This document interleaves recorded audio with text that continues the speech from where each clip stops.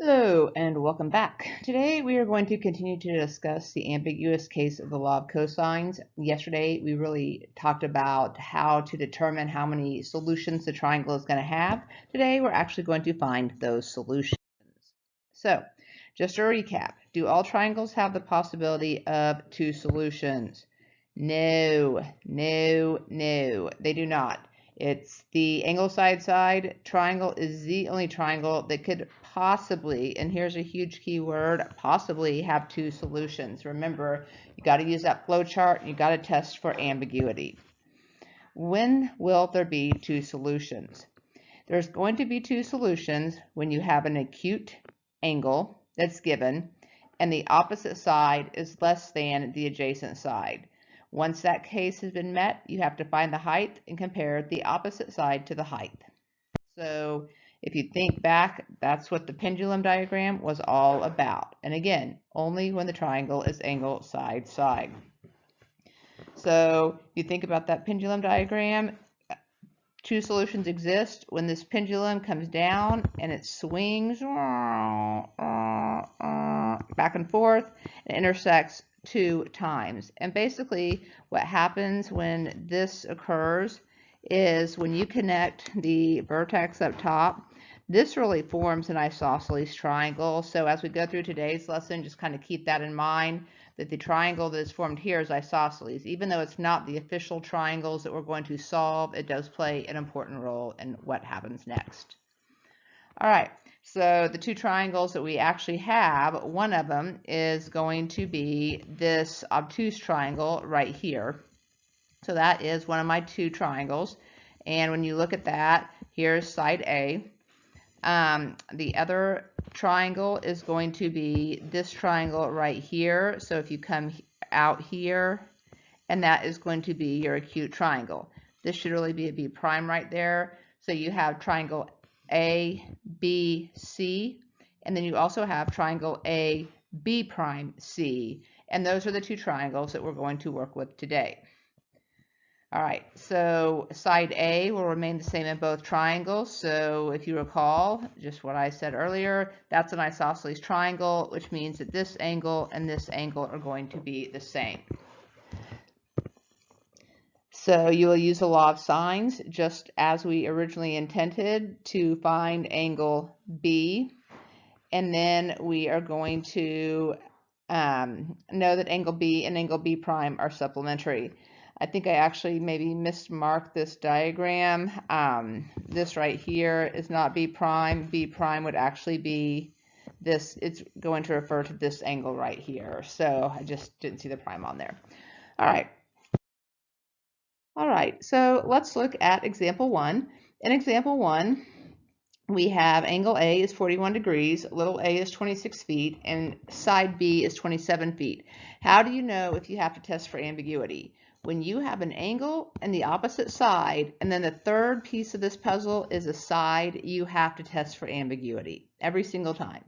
So you know me, super visual. I'm going to draw my handy dandy diagram, and when I do that, I'm not concerned about labeling my angles so much as just determining how many solutions this is going to have. So angle A, my angle is 41 degrees, and opposite my angle I have 26 feet, and adjacent I have 27 feet.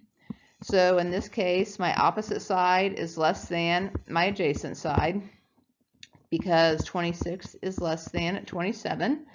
And because of that, I'm going to have to test for ambiguity. So I'm going to use my flow chart, and my flow chart says, hey, I need to come in and I need to find my height. The height of your triangle is going to be the length of the adjacent side, which in this case is 27, times the sine of the given angle. So I'm getting out my handy dandy calculator, and I'm going to take 27 sine of 41, which is approximately 17.7. So if my height is approximately 17.7, when I take this pendulum and I start swinging this pendulum across, it's longer than the height. It crosses this third side in 2 places. So that tells me that we are going to have 2 solutions. All right, so what does that mean? That means we basically are going to have two triangles. So this is a diagram that you have. Okay, so this was your dash side over here on the right. So this 26 represents your dash side. I think in the beginning, it's definitely easier if you draw two separate triangles and work them from there. This is a traditional law of sines problem, so I'm going to set up the first step, which would say the sine of 41 degrees over 26, the opposite side.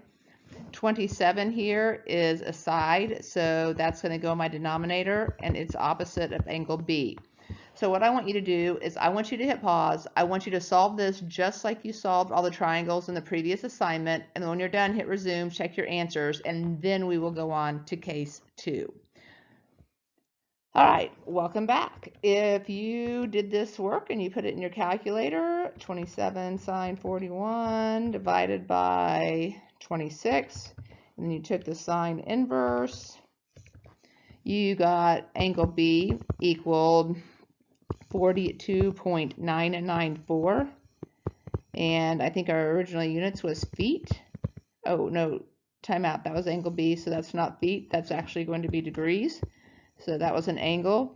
From there, I can actually find angle C because the three angles of a triangle add up to 180. So let's see what goes on with that. I get 96.055. I am truncating today and not rounding, so I'm just taking the first 3 decimals and going on. And then to find the rest of the problem, sine of 41 degrees over 26 equals the sine of angle C, which we just figured out was 96.055 degrees, all over little c. If you cross multiply 26 times the sine of that angle divided by the sine of 41, and remember, if you need to write all that out, you write it out. So we found that little c, side C, was going to be 39.409. All right, so now we have A, B, and little c, and we have found all 3 of our angles.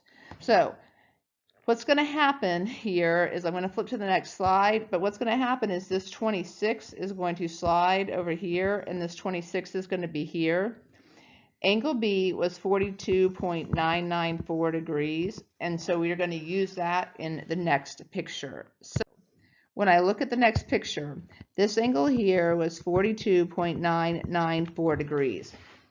So the biggest difference between this problem and the previous problem, in order to make this happen, we have to find this angle right here. Because when I look at my triangle, this is angle A, this is going to be angle B prime, and then this is angle C. So the 3 things that change in this problem, C changes, B prime changes, and then the length of little c right here is also going to change.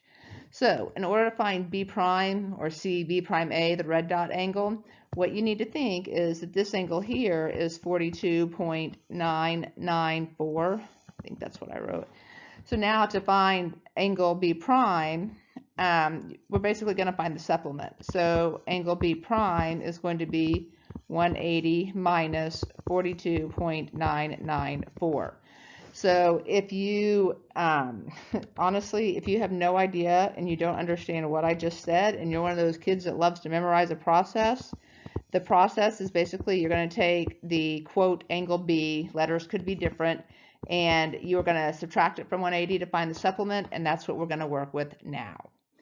So if I want to find angle C prime, I'm going to remember that angle A from the original problem was 41 degrees. I'm going to add it to that. I'm going to subtract from 180, and in this case, it's a super small angle.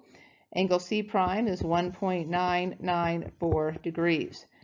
So I have found my new B, I have found my new C, and now I need to find side length C. So I'm going to go back and use the same ratio that I did earlier. I still have angle A is 41. I still have little a is 26. So we're going to take the sine of 41 degrees over 26. And I'm going to take the sine of C prime, which is that teeny tiny, almost 2-degree angle. And I'm going to put it over little c prime. Put those in the calculator. 26 sine of 1.994 divided by sine of 41. And little c prime is going to be 1.378, and the units is going to continue to be in feet.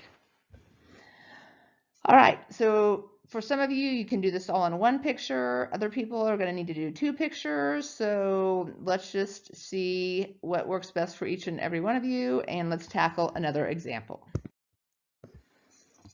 All right, so we have QRS, and we have angle Q, which is 22 degrees, and we have little q. Since the remaining piece of the puzzle is a side, I'm going to have to test for ambiguity. So I'm going to try to do this all on one slide. I don't know if I can because I write so big, but we'll see. Okay, so in this particular case, here's Q. So little q is going to be 31, and R is going to be 35. So if I come over here and I test for ambiguity, oops, Q was 22 degrees. My angle's acute, so that means I do have to test for ambiguity. So little q is 31, and because 31 is less than 35, my opposite is less than adjacent, I'm going to have to come in here and find my height. So my height is going to be my adjacent side times the sine of 22. So if I put that in the calculator, I get a height of approximately 13.111. So if this height is 13, I'm going to have two triangles. When that pendulum swings, it's going to hit here and it's going to hit here. So I am definitely looking for two solutions. So this triangle is QRS. So I'm going to think of this right here. Let's see, I'm going to use blue. I'm going to think of this as R, and then this letter up here is S. So if I first think of my acute triangle, it's this blue triangle. May help you to have some highlighters to highlight your sheet with. I would draw this picture pretty big on my paper just because it leaves you plenty of room for good labeling. I'm going to have an issue here in a minute because I write too big. All right, so let's solve the first triangle. So the first triangle is just like our homework the other day. So why don't you hit pause, solve that first triangle. Sine of 22 over 31 equals the sine of big R over. I'm going to work pretty fast. So hit pause, do your work, and then rejoin me.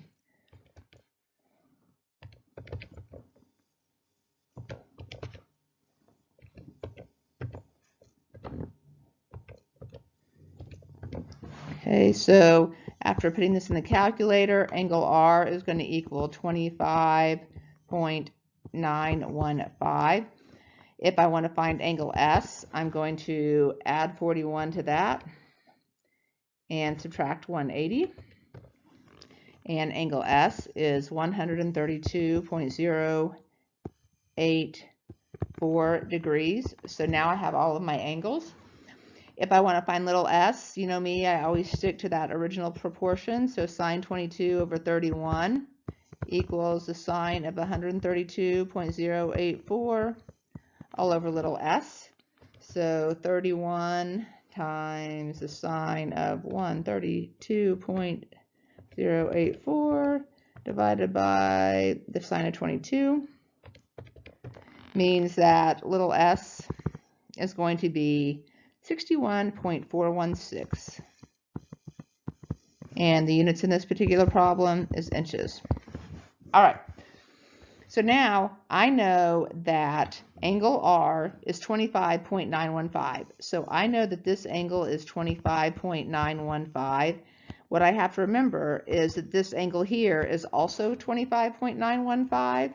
And the reality is I am looking for this big green angle right there. So if I switch colors to green and I call this intersection right here R prime is going to be the supplement to R. So it's going to be 180 minus R.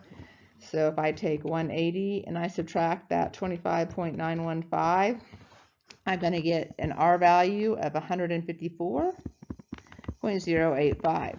So you might kind of take a minute, hit pause, and just really think about that. That's actually going to be R prime. And then S prime, thinking back to the original problem, Q was 22 degrees. So if I add that to 154, and then I subtract that from 180, S prime is going to be 3.915 degrees. And that third angle won't always be super small, but it just happens in these two examples that it is. All right, so now I'm going to come in, and if I look at my picture, I'm going to find this little segment here, which is going to be S prime. So I'm going to use my original ratio. You know me, always going back to what I know is a fact, sine 22 over 31. And then I'm going to take the sine of my new angle S, so sine of S prime, 3.915, and I'm going to put that over little s. So I literally have 31 sine of 3.915 divided by the sine of 22. And all I did was put that in the calculator, and S prime is approximately equal to 5.650. You can always kind of check your answers too, because your biggest side should be across from your biggest angle. So like for this example, my biggest angle is R prime, so my biggest side should be, oh, I never found R prime. I'm going to have to go back through and I'm going to have to find R prime. So I'm going to just make a little bit of space over here. I did not do this on the last one, teacher failure moment, and I am not re-videoing, so let's catch this on the flip side here. So if we want to find R prime, I just need to use angle R. And it's the same thing we've been doing. I'm not going to have enough room right there, so let's move it down. So we have the sine of 22 degrees over 31 equals the sine of angle R prime, which is 154.085. Ooh, I'm doing what you guys do. All over R prime. And now I'm going to put that into the calculator. 31 sine 154.085 divided by the sine of 22. And if I do that, I get that R equals 36.166 in my units in this particular problem are inches. So make sure both units are labeled, and this is R prime. So now we can check. My biggest angle is 154 right here, and R prime at 36 is my biggest side. My middle angle is 22, and my middle side should be Q, which was 31, so that works out. And then my smallest angle was S, and then the smallest side is S prime. All right, remember, angle side, you do not have to find two solutions. Some of these problems will have 0 solutions and require 0 work after the ambiguity test, and some will have 1 solution, and those problems with 1 solution, you would only have to do the writing in blue. So it's super important that you do the ambiguity test, and we go from there. All right, have a great day. Don't forget on example 1, I forgot to find one of the missing sides, but you can go back and do that, and if you have questions about that, we will discuss them in class tomorrow. Have a great day, my kiddos. Talk to you later. Bye-bye.